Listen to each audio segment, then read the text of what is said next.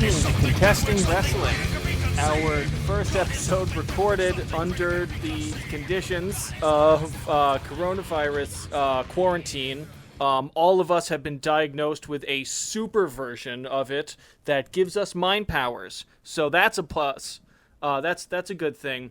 But we still have to remain inside, and we do have the power now to communicate with each other telepathically, but unfortunately that does not translate to any sort of recording format that you can make a podcast with. So we are recording. I, of course, am being very flip in the face of a serious situation.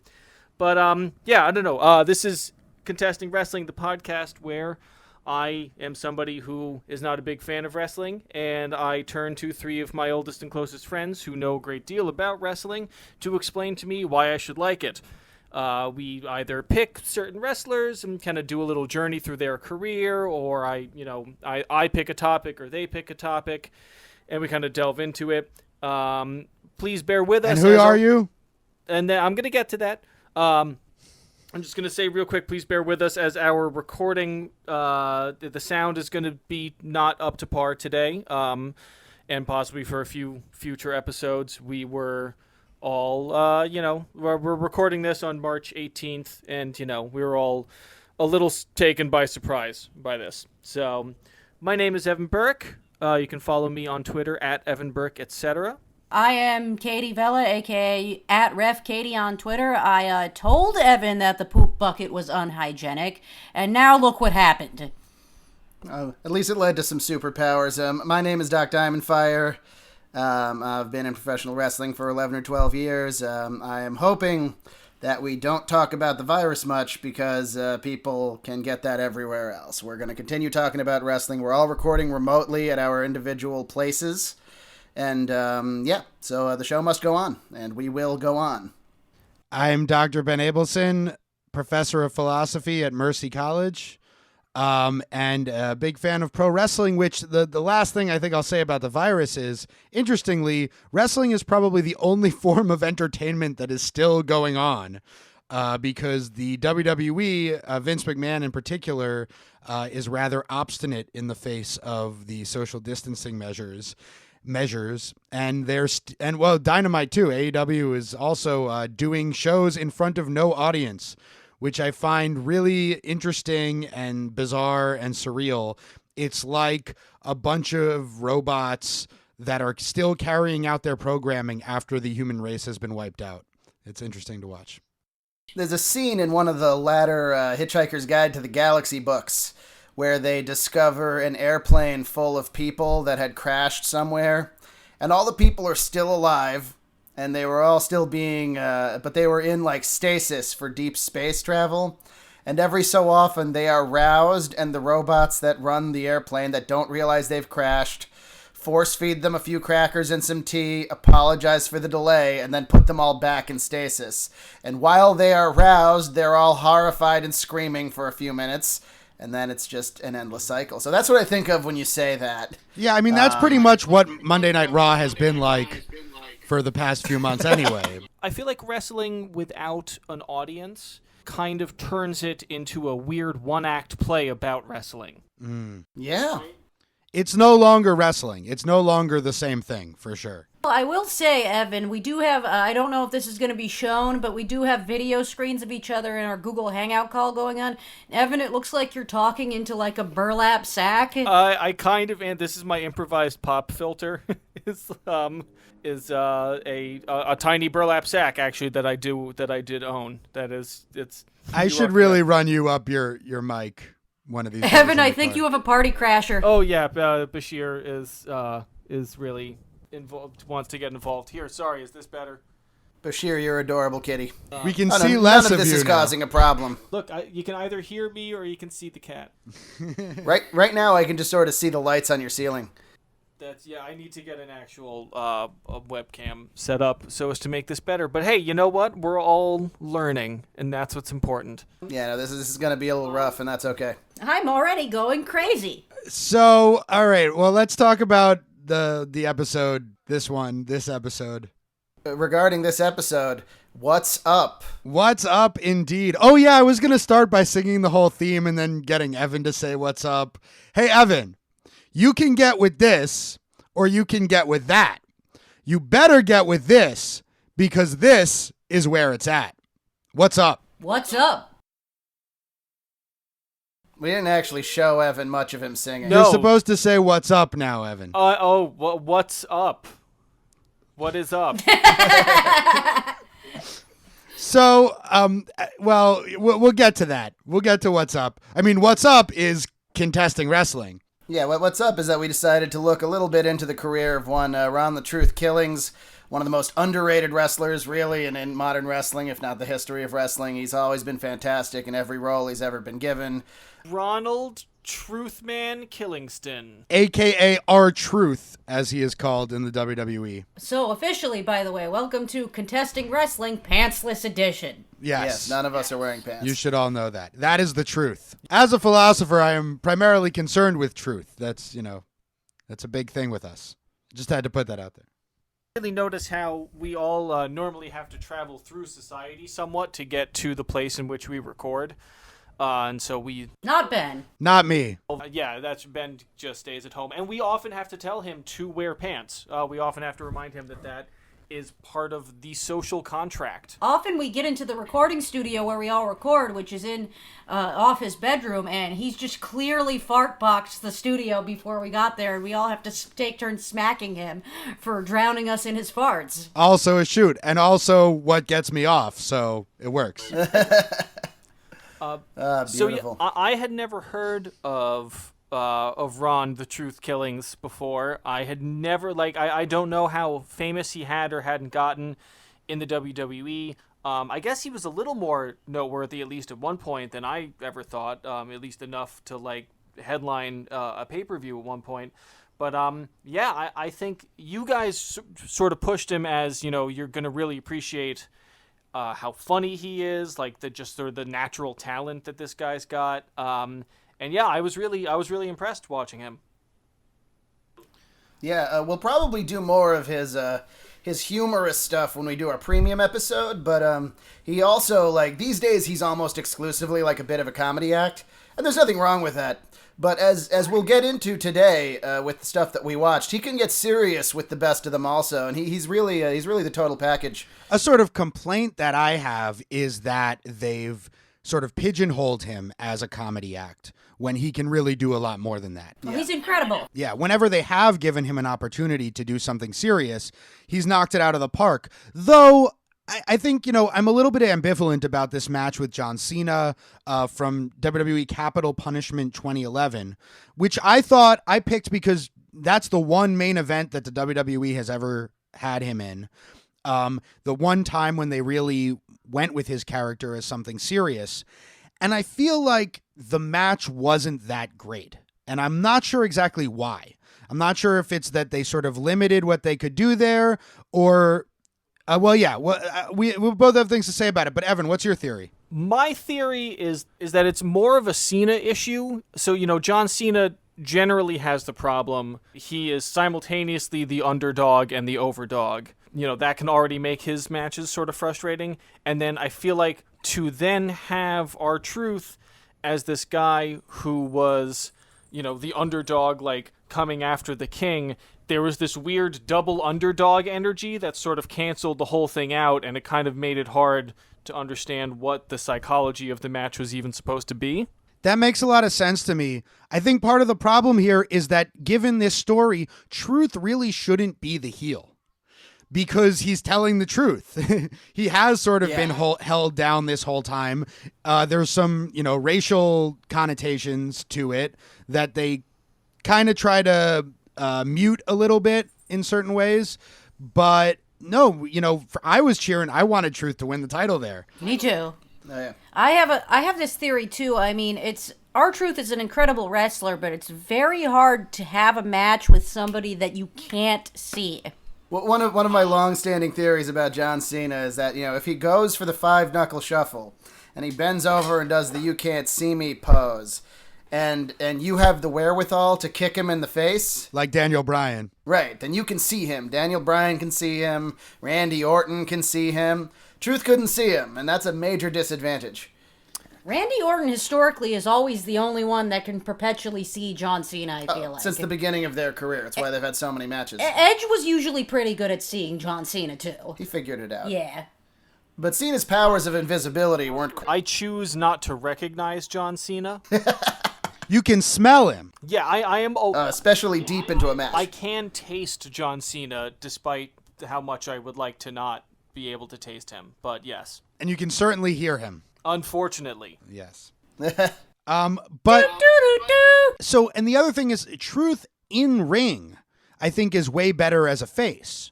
Like, all his big moves are these crazy flashy things where he spins 3 extra times. Jumping splits. Yeah, and he did some of that stuff during the match, which kind of took away from his heat, I felt like. And he didn't have a lot of moves, or he didn't have a lot in his arsenal that really worked for the heat segment of the match. Yeah, it does kind of seem like he has a real, he has a real dancer's energy, which is cool to see. It feels like A dance energy? he has a dancer background was sort of the vibe that I got. And you feel like the guy could really, do anything. And he's got incredible facial expressions. I've talked about how I feel like one of the most important things for any wrestler to have is the exasperated frustration face. And he has that, in spades. It feels like they just don't know really what to do with him.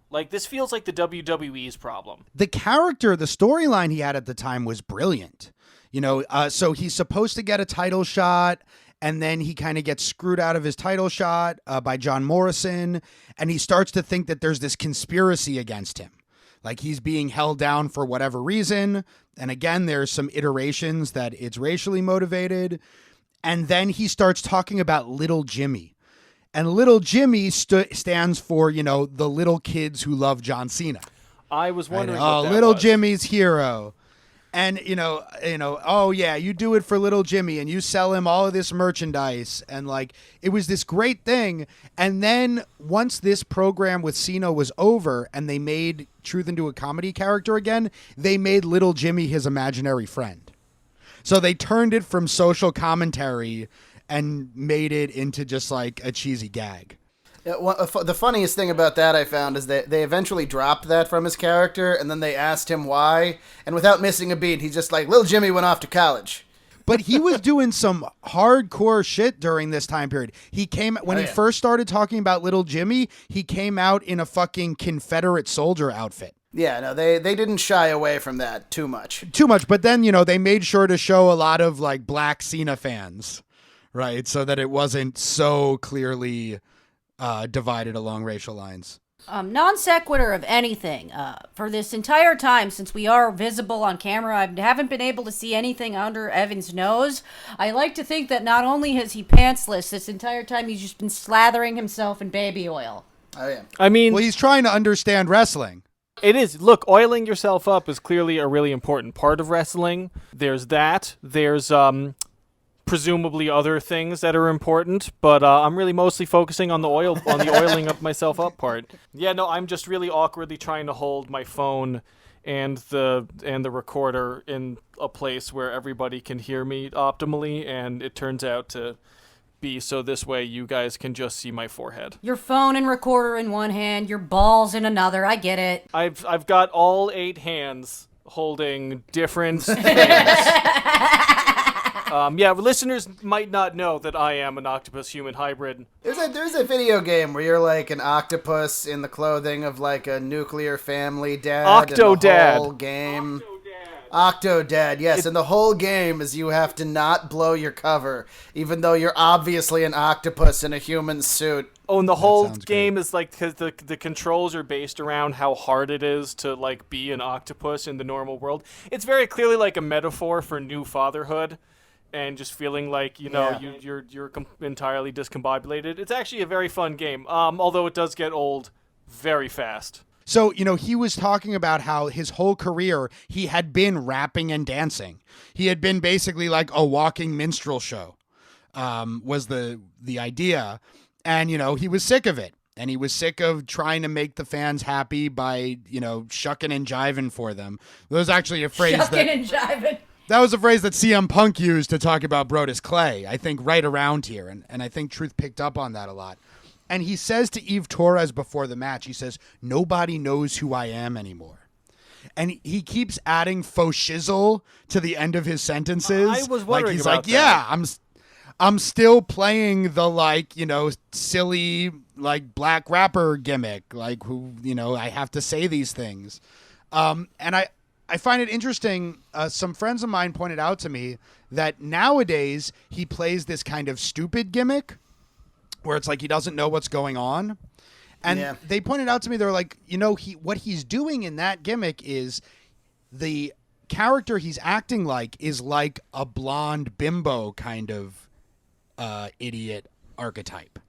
No, yeah, totally. And the majority of white people aren't going to catch on to that.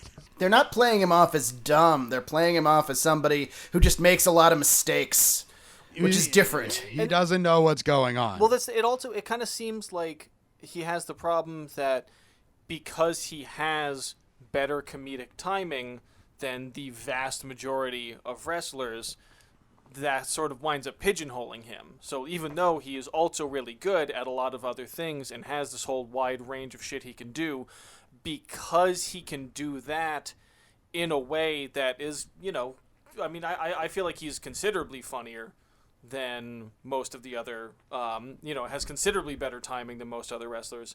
Yeah. It feels like they're just going to keep sticking him there. That might be true. So wait, what's your theory, Doc? On just a more, on a less meta point, just in terms of the wrestling of it all, this match came off to me as what would have been a great, first match in the almost traditional WWE 3 main event. First of all, I didn't like that Truth had stolen the belt, just because they overdo that. But the more belt. than that, yeah, the belt, the championship, right? That said John Cena on it. Most of the match itself went to Truth. Truth spent most of the match beating up John Cena. And then he gets a little arrogant towards the end, and Cena catches him with his finish, the AA, and wins. Well, before yeah. Well, yeah, Cena gets his whole comeback in and everything, and the fan throws the water in his face. Right, that's what, Truth is preoccupied with the fans. He's messing with the kid. He steals his hat. He steals his drink. The kid throws the drink in his face. And that's what causes Truth to end up, fumbling into the ring, into the AA to lose. Little Jimmy cost him the match. Exactly. Right. Now, I don't have a problem with that, because what you want to do in pro wrestling is give the crowd agency, make people feel like they have an effect. And obviously the kid was a plant, but still, it's Truth wasn't feuding with Cena, Truth was feuding with the fans, and then the fans caused his downfall. But if they wanted to really just go with that character, they could have had him do more main events with Cena. Even if he wasn't going to really win the title, they could have built to a bigger match. Now, what's going to happen, and again, as we'll talk about in the premium episode, is they build up to the tag match involving The Rock, which I think, stirs up what would otherwise be the WWE's plans.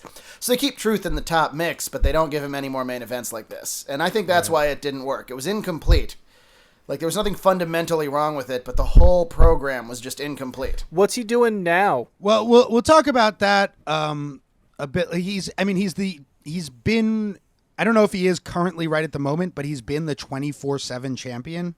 Nah, Riddick Moss. Oh, Riddick Moss has it now. So the 24/7 championship, back in the Attitude Era, they had the Hardcore Championship. And at some point, they made a 24/7 rule, which meant it could be defended anytime, anywhere. So people would just be in the back or anywhere, and someone would show up with a ref and roll them up, and it'd be 1, 2, 3, and they'd get the title. And the title would change several times within a single show. So they recently brought back this 24/7 title, and they made Truth the focal point of it. So they do this cartoon thing where he's just running around the back with this whole, gaggle of idiots chasing him, trying to get the title. He's been a cartoon character for a long time now. One time he literally exploded, remember? Yes. Which we will have to show evidence yeah, on. can we just go over the logistics of that real quick? It was during the Raw hosting era. I can't remember who it was. It was the cast of some movie, What movie was it? It was like an action movie based on a Saturday Night Live sketch. Hot Tub MacGruber? Time Machine? MacGruber, yes. The MacGruber. cast of MacGruber was on. And the plot over the course of Raw is that there was like a bomb somewhere. And then Truth comes out, starts dancing at the top of the ramp. They hit some pyro, and then Truth disappears as though he just exploded. Yeah, and that's the entire thing. And all you see there's his shoes and Right. a bunch of smoke. Very Looney Tunes. It was pretty good, actually. But yeah, this Cena match, going to Doc's point, I think, they had this extra pay-per-view Capital Punishment that they just threw in there. And a bad Obama impersonator. Oh, well, yeah, I don't we know can if you talk saw about the bad Obama impersonator. Didn't he? It wasn't even a good one.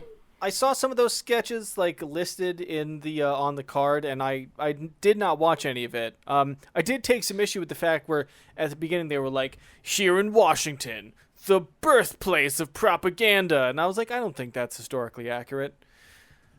No, I think it goes back several thousand years. The birthplace of propaganda was actually Propagandium. It is a country that has long since been abolished. They're constantly talking about how crooked politicians are and how much you can't trust the government throughout the entire show. Yeah. They really leaned into that. And I think whenever there's a Democrat in office, Vince pulls out impersonators making fun of them. I don't remember him ever doing that for Bush, for either of the Bushes. Yeah, but at no point does he tackle anything or even mention the corruption of the Paw Patrol, and that's what really pissed me off. Well, I don't. Was this pre-Paw Patrol? Paw Patrol's been around way longer than you realize, Doc. At the time, they were more of just like a small sort of outgrowth of another government agency, whereas they had not yet ascended to the level of power that they have now. And on that point, while that is absolutely true, at the same time, there is this insidious kind of thing going on with Truth's character, where he's making these insinuations about institutional racism, and they're playing it off like a nutty conspiracy theory. Yeah. Oh wow, I hadn't even thought of that. Yeah. Wow, they're just what are they doing with this guy? Like that's the thing. Like it seems like this is an easy thing to knock out of the park. It seems like you know what I mean? Like it seems like this is a guy who has a strong sense of himself and probably has a strong idea of what kind of characters he wants to do. And is it really just like Vince is like, "Oh yeah, we're going to do this is what you get."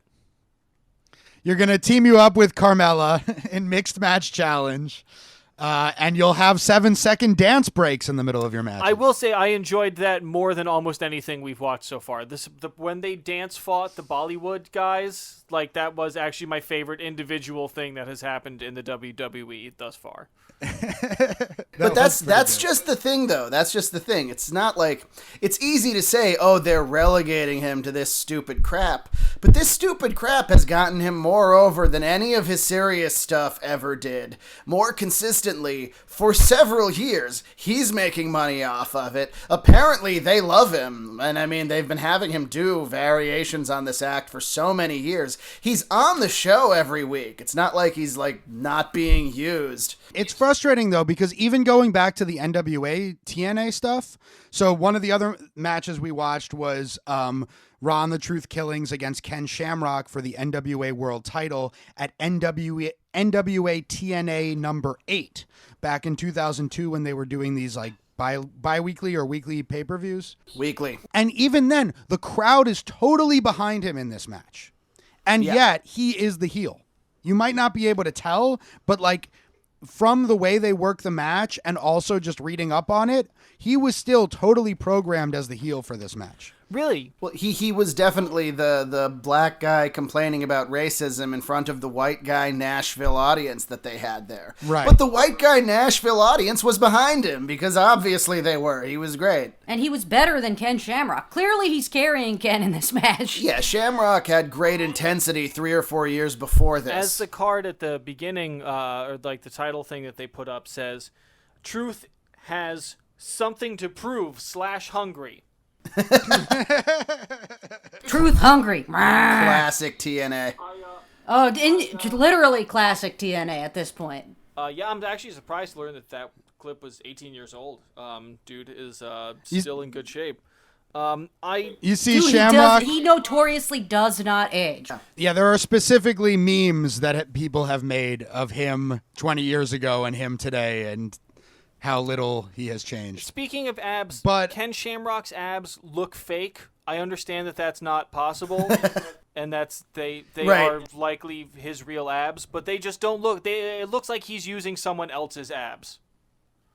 Do you remember Ken Shamrock from our first episode, Evan? No. He was the referee in the Bret Hart-Steve Austin match at WrestleMania 13. Okay. Yes. I trust that is the case. I don't actually remember it. It's like I've said before, after every episode we record, Evan puts himself in like water stasis for a day to purge all the wrestling from his mind so he doesn't have to remember I wish it. that was what I had to do. It just leaves. It just leaves like all of the other information I put in my brain. It's actually very concerning medically. Sorry, carry on. But Shamrock was a big deal UFC fighter. He was the first guy to transition from UFC to WWE. And he continued his wrestling career after WWE in TNA and was one of their first champions. Or their first champion? He was their first champion. their Truth first was their champion. second champion. I did. So Truth winning this title was very like historically significant. The NWA Championship, which has its lineage, you can really like date it in some way or form or another back to the early 1900s. You know, the Gotch and Hackenschmidt and so on. And you could write books about the lineage of that. Truth is the first black man to win that title. Oh wow! Ron Simmons first won the title in WCW, but that was after the split with the NWA. Ron Killings, for after 70 years of history or 80 years of history or whatever it was the first black man to win that title. And the range of emotions in his face when they hand him the belt, Just great disbelief. Like, Well, that I actually won it? Well, that was the thing. When Yeah. we were watching this match, because I kind of had this like feeling during the match where I was like, okay, like I can tell that Truth is really good, but this match isn't necessarily doing it for me. And then when we got to the Right. end, and you got to see that play of emotions on his face, where it was like we got to see him learn in real time that he is in fact the man. That was pretty cool. I was like, that was really well done. that moron Ed Ferrara on commentary gives Shamrock what was his finishing move at the time, and he's like, was that kind of a cutter? And Mike Tenay just starts screaming, that's his finishing move, he's gonna win. It's like, I always felt so sorry for Mike Tenay when he had to sit next to somebody who didn't know what the hell they were talking about. I like to think Mike Tenay at least one time got to slug Ed Ferrara. Yeah. And it makes me feel better about it. Yeah, Shamrock was not great in this match. There's that one point where he falls over while trying to kick Truth. He kicked him. He connected with the kick, but he fell over. He fell over. I liked how Truth played it, though, where every time Shamrock got him in any kind of a hold, he immediately scrambled for the ropes. Because if you want to sell Shamrock as a legit fighter, which they did, you shouldn't be, struggling in a submission hold for minutes or even many seconds with him. You should, be getting to the ropes immediately or tapping out. In pro wrestling, so often, you want to slow down, and unfortunately that means that when somebody puts someone else in a submission hold, often there is that, long pause. And as MMA gets more and more popular, and at this point in, 2002, when it was just starting to really blow up, people were starting to learn, if you get put in a hold, chances are you're going to give up in the first 5 seconds, or get out in the first 5 seconds, or the hold is probably not that effective in the first place. So you at least have to be fighting it immediately. Which is, I feel like, a shame because so much of wrestling that I've seen, a lot of dramatic tension comes from those long holds. And, and sort of like it just prolonging, like, are they going to get out? Or are they going to not? But yeah, obviously when you say it, it makes total sense that nobody hulks up in real life. Nobody has more energy after 15 minutes of getting the shit kicked out of them than they did at the beginning, And I think that's hurt classic wrestling. Jim Cornette likes to complain about a lot of things. But I think the reason why people don't buy into the classic style of wrestling the way they used to isn't just because people do too many crazy moves now. And it's not because everyone's exposing the business. It's because, as Doc has pointed out many times, people are learning what a real fight looks like. And the more people see real fights, the more they're going to see through. They're not going to really be able to suspend disbelief for the conventions of wrestling. So wrestling has to adapt, and it has in a lot of ways. I still like classic wrestling, though. As people learned what fights really looked like, wrestling fans were able to kind of loosen up a little bit and say, well, we still like it like this. As more and more of us accepted what wrestling was, as opposed to, like you mentioned, Jim Cornette still trying to push it as, no, you got to push it as it's real or else nobody will watch. It's like, nah, man, nah. Jerry Jarrett once said, like, oh yeah, even in the peak of, like, in the 70s in Memphis, which is what Jim Cornette's, like, childhood frame of reference is. He said, oh yeah, in the crowd, maybe 15% of them thought it was real. So yeah, Truth didn't hold the NWA title for that long. He got it a second time. Both times he lost it to Jeff Jarrett, of course. But they did eventually turn him face. And so before he was in TNA, he was in the WWF for a little while. He was actually in their early Memphis developmental territory. He was K Crush on the Indies, and then he became K Quick in the WWF. They made him the sidekick of the Road Dogg, and then the Road Dogg was promptly suspended and fired, and then... He just kind of floundered on Jacked for a while. Yeah, they didn't really have anything for him. So then eventually Road Dogg came to TNA as BG James, and they teamed him, Conan, and the Truth together as, wait for it, 3 Live Crew. Also with a K. KRU. At least they were multicultural. How do you So feel about this, 3Ks. 3K. I mean, like, once again, this is all playing into my frustration that I feel like... I mean, like, yes, there's the obvious general problem of shoehorning non-white wrestlers into, like, super stereotypical roles. But then, like, it's like also, yeah, just the frustration that, like, you know, so many of these bookers, like, they see this guy who has, you know, all the shit that he could do, and they're like, I know what's good here. You're gonna have this thing, and it's this really, and it's a dumb stereo. It's a joke that would have been stupid in the 70s, let alone now. Right. Man, Evan's learning quick. Yeah, no, you're spot on, man, completely. A lot of the bookers are... I hate to put it this way, but until fairly recently, Vince was one of the less racist ones. Yeah, I mean, things do seem like they're finally starting to change a little bit. You've got guys like Velveteen Dream and Keith Lee and Bianca Belair who seem to be more unique, full-fledged characters. I believe Bianca Belair has referred to herself as unapologetically black. Yeah. Yeah.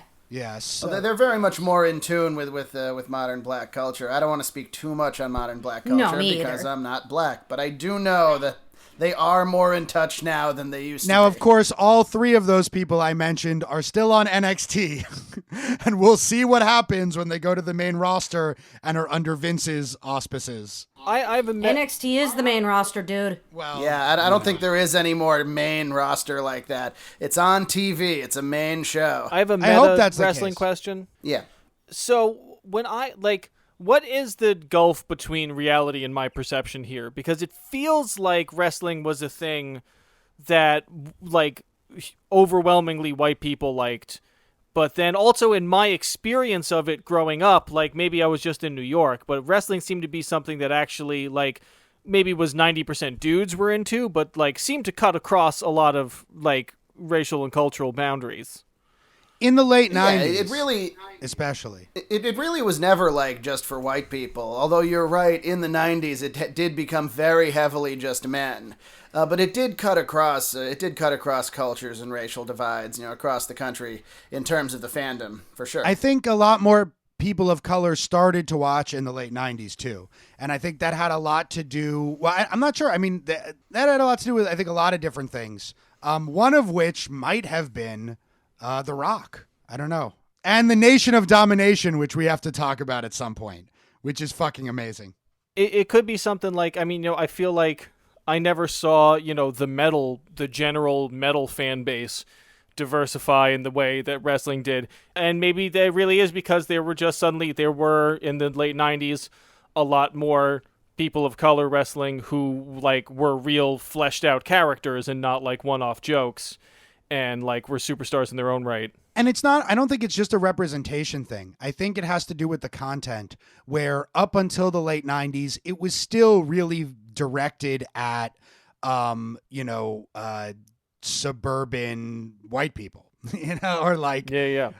And their kids. yeah, as the storylines became a little more realistic and a little more timely, what was cool in the late 90s or the mid to late 90s? What was the forefront of culture? It wasn't rock music anymore. It was hip hop already, and even the rock music that was popular was getting more and more infused with hip hop as well. That was the sound. even metal. Yeah. No, absolutely. And then the people, you could either go with it or get left behind. Right. The old metalheads, like there wasn't a lot of diversification in our metal scene because the old metalheads rejected a lot of that stuff. But in terms of the kids who were growing up listening to heavy music, I think there actually was a lot more diversity starting around that time. And what I always like to say about music, the kids are right 100% of the time.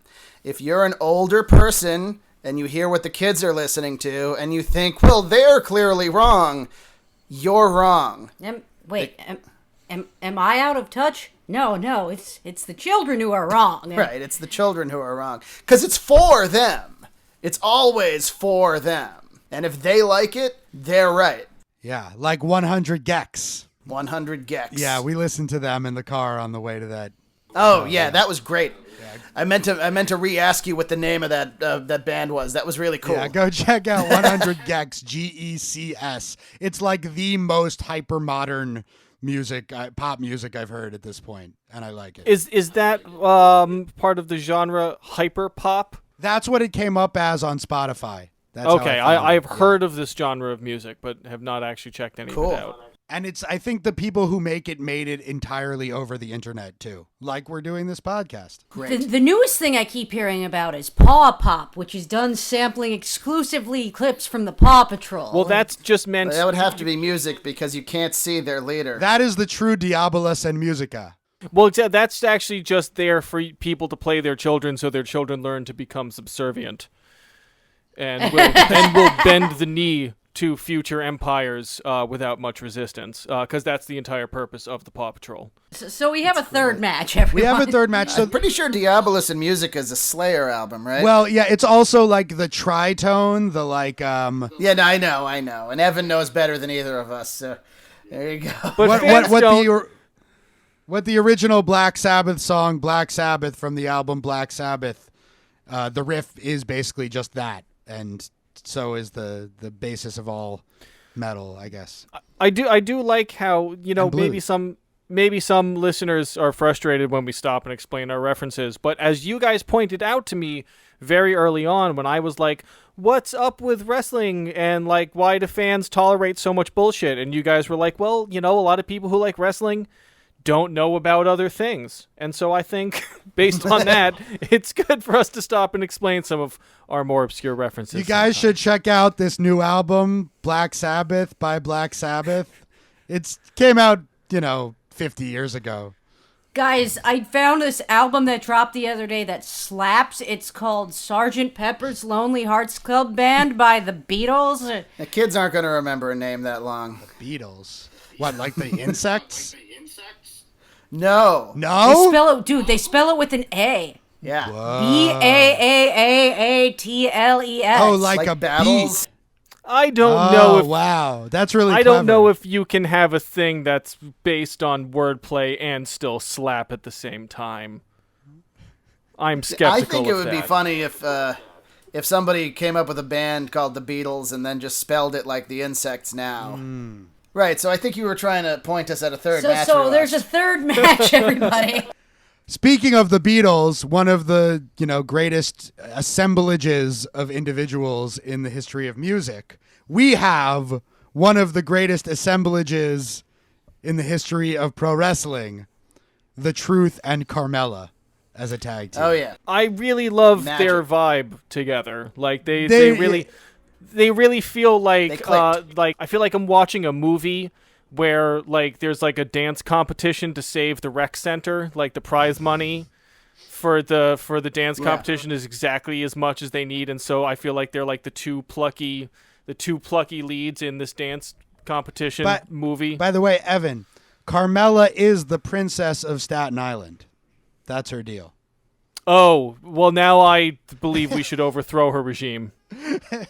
I will not. I will not endorse Staten Island on this podcast, nor recognize it. Hot take, though. Seriously, Carmella is underrated as hell. Big time. Yeah. They brought her in as like the third person with this tag team, Enzo and Cass, who have both kind of fallen into disrepute for various reasons. Especially Enzo. Especially Enzo. Enzo. But she's still doing great. I was really upset when they took her away from them when they first brought because they brought Enzo and Cass to the main roster and they left Carmella in NXT, and people were like, "Oh, what are you doing Carmella dirty?" And they said, which sounds like such a WWE bullshit line. They said like, "Well, we think that everybody can be bigger stars apart than together when it comes to this act." And we're like, "But clearly the act is good." Yeah, it was the biggest blessing for Carmella ever that she was taken away from that act, as it turns out. Totally. And yeah, she's great. They haven't been showcasing her that much lately. This was sort of the last little push they gave her, where she and Truth won the mixed match challenge, which was this. We should explain what that means. It was a tournament they held with pairs of where men and women paired up in tag teams and in mixed tag matches, which are different from intergender tag matches. In intergender tag matches, men and women team up and anyone can wrestle anyone. But they don't do that in WWE these days, at least.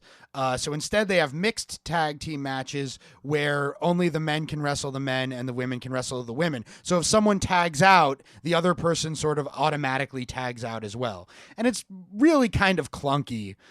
Most of the time, those matches aren't very good. And one of the big high spots is inevitably one of the babyface women beating up the heel man. Right, and that does happen. Fine, but like it happens in every one, like Carmella gets a boot in on Jinder or something. Right, so their opponents in the finals of this are Jinder Mahal, fresh off his WWE Championship reign. Yeah. That's a funny joke, Oh Doc. my No, God. it's not a And, joke. Yeah. Wait, what? It's not a Oh, joke. right, I repressed that whole thing. Yeah. And Alicia Fox. Truth has never been the champion. Jinder Mahal was the champion for several months. I said the same thing, Ben. I'm like, and Jinder Mahal is the guy in this match that's been the champ. Jinder Mahal is the least talented of the four in this match.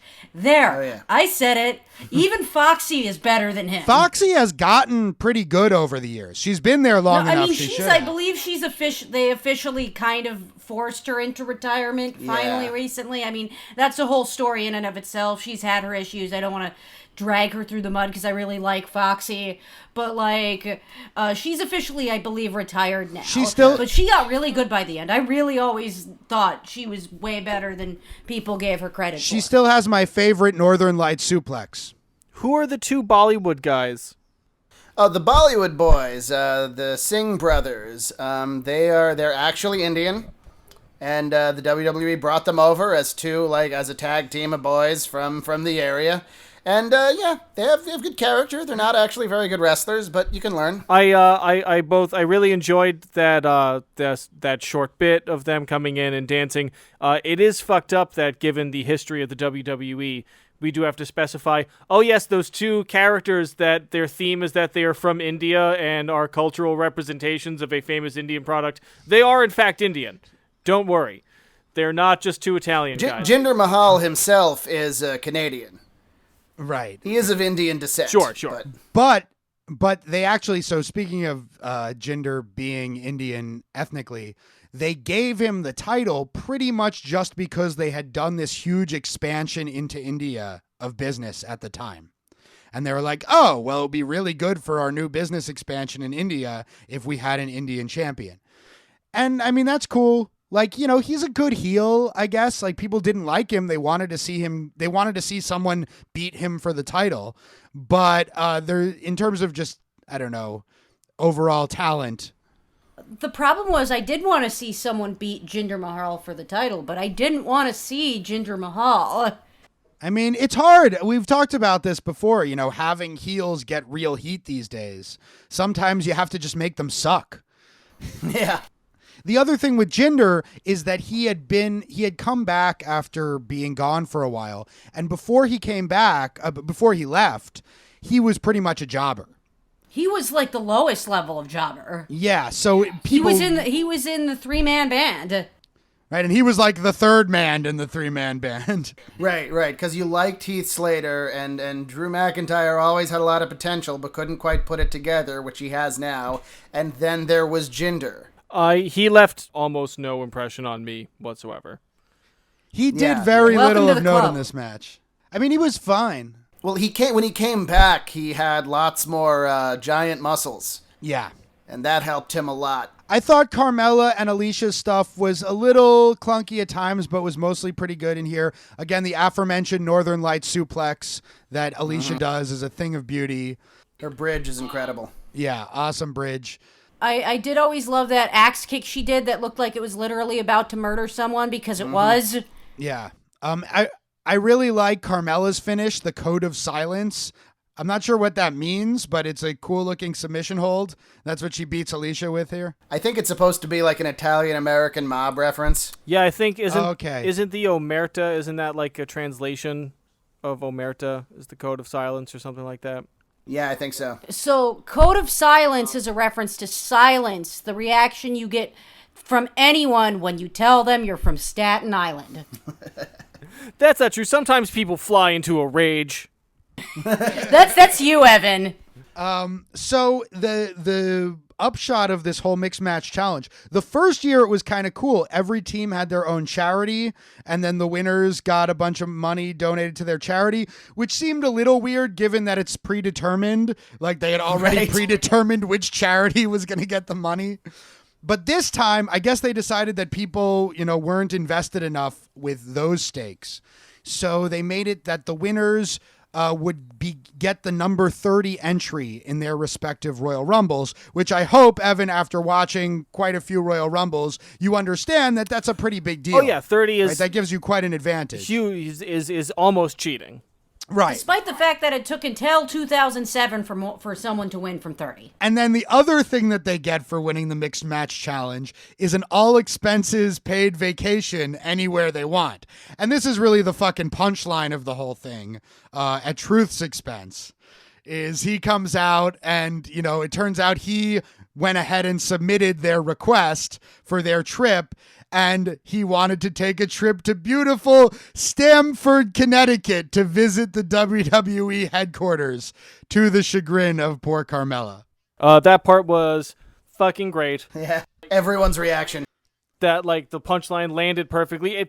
For a second, it looked like they were maybe not going to get it. Like, he got this look on his face for a sec, like, oh, like, I don't know, like, the announcer didn't line up the timing right, but then they saved it at the end, and it was fucking hilarious. And this speaks to your point earlier, Evan, that Truth is really fucking good at that. And, you know, being the 24/7 champion and all that stuff, I mean, I wasn't really watching Raw, but it seemed like that was some of the more entertaining stuff on the show every week. Yeah, no doubt he'll regain that title at some point. Might be the most interesting thing that's happened on Raw all year for the last whole year. Just this random, you know. At least it's unpredictable because Raw is so canned. I mean, I wonder if Truth will ever get another run at the top. If maybe he'll be the WWE champion one day. It doesn't seem like it at this point, but you never know. I would like to see him defect to AEW. That would be interesting. I feel like they have a better idea kind of what to do with guys with his talents. You know, you may be right there. I'd like to see him have a middle-aged man fight with Chris Jericho. Oh, me too. Yeah. Oh, absolutely. That would be incredible. Oh, that would be so great. All right, yeah, man. I gotta say, I'm really thankful for you guys bringing this up because this is not, a topic I would have picked. This is not a wrestler I was even really aware of. I had seen him once or twice and been like, oh, that guy's funny, but I wouldn't have thought to do an episode about him.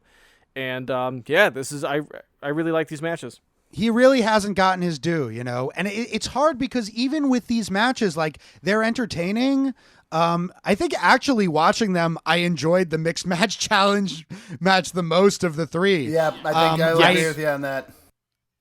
Which I had originally pegged it as the bad match, but actually I think the bad match here is the Cena match, which I thought was going to be the best one because they could have done so much more with it. And that's really, I think, the take home here is that, it's hard to find a really great Truth match, not because Truth isn't great, but because they haven't showcased him in that way. Absolutely. I think to your point, Evan, about like you'd never heard of this guy before. Up until now, most of what we've kind of presented to you have been like big tent poles, the biggest names possible, the biggest events possible, and it's more like I present my big. I present my tent pole. Your big old as tent often as pole, possible. Ben, indeed. And it's more just a. It is weird that your dick has telescoping abilities like a tent pole does. Hey, mutations can be beneficial. They can be harmful. Sometimes they're just weird. Look, the coronavirus has given us all mind powers and telescoping genitals. Look, speaking of which, I know we normally say this, stay out of the ocean, and honestly, I just want to make an addendum to that. Stay off the beach, you fucking idiots. Yeah, get off of the beach. Oh, the beach is gross. I don't know. Why do people want to go there? It's sandy. It's the things in sand, or it's so bad for you. I mean, right now, if you're going to go outside, go places where there aren't other people. Ironically, this is actually a good time to be in the ocean because there's not a lot of other people in there. Exactly, yeah. Breathing on you. The scary part is the sharks actually are immune to coronavirus, and it's making them stronger. Oh, no. They eat But coronavirus, and it gives them power. Don't ever take cruise ships. Like, I was never going to be on a cruise ship in my life, but, like, now, that's just such a fucking nightmare situation. I'd go on the Jericho cruise. Yeah, maybe. Because then you're stuck at sea with the entire AEW Wrestling roster and a bunch of rock bands. Anyway, the point I was trying to make is now that like we have given you by now, Evan, a base of knowledge and everything, we're still going to have a bunch of tentpoles. We still want to do a Ric Flair episode. We still want to do stuff like that. But, we can feel a little more free to do like, slightly deeper cuts like a guy like Truth, who's always been talented, but has always also run a little bit under the radar, certainly the mainstream radar. I feel like now that I've learned enough about how wrestling works, too, it would be easier for me to appreciate guys like that. And it's not like we've got anywhere to be. Nope. We do not. We hope that you, our audience, are enjoying this in these trying times, and that we're giving you at least a somewhat of a diversion. Yep. Yes. It's a diversion for us to record it. It certainly is. Hopefully this is still going to sound good. If not, I am going to have to walk 12 miles down to Ben's house to get the good mics and then walk them back uptown. Which, the subway is still technically running right now, but I'm not getting on it. So I think full-size, full-body condoms should come into style. Yeah. Hazmat suits. you have been pushing that for a long time. Like, I know. Ever since I've known you, since you were like 15, you were like, what the future is? Full-body condoms. Well, I talked about Mosh condoms. That was actually, I had a band yes. for a little while called Mosh Condom. It eventually evolved into Stone Man. But we wrote a song, me and Josh from Stone Man. It was like, I need a Mosh condom. I need a condom to mosh. I've been in So a I few don't get dirty mosh diseases pits. from all those other filthy moshers. Yeah, exactly. So this has been Contesting Wrestling. This is, thank you for sticking with us through the technical and societal difficulties. Hopefully, this is going to come out in like a month, so, hopefully society's still going strong, and this will be a fun little time capsule of a simpler time, which is what all time capsules are. And if society has collapsed by then, I hope the roaches that are listening to this enjoy. Yes, if you are from a distant future and you're listening back to this, know that we at Contesting Wrestling once walked the earth as gods. Yes. Yes. Follow us on Twitter at ContestingW. Support our Patreon if any. I mean, we're all broke right now, but if you can and you want to fill your ears with more Contesting Wrestling, we've got like another 25, 26 episodes. Do up support. there. It's $5 a month. Yeah, support us and the rest of the artists and entertainment community and everyone else who's been participating in the gig economy who don't have gigs right now outside. Yeah. Buy their merch. Support Subscribe to their indie wrestlers. Patreons. Yes, indie wrestlers need money, Yeah. including Doc and Katie over here. Yeah. So Yes. support our Patreon, please. We will count at you. Katie will count at you. Doc is getting an OnlyFans page, so But check into that. I've been having one. No, I haven't, but I will probably start one soon. Well, I told you guys we should have gotten on the butt tier. this is true. I know. We're still. Well, now we have the time to work on it. I'm doing enough squats where Now I'm we've comfortable saved putting my butt it. out there.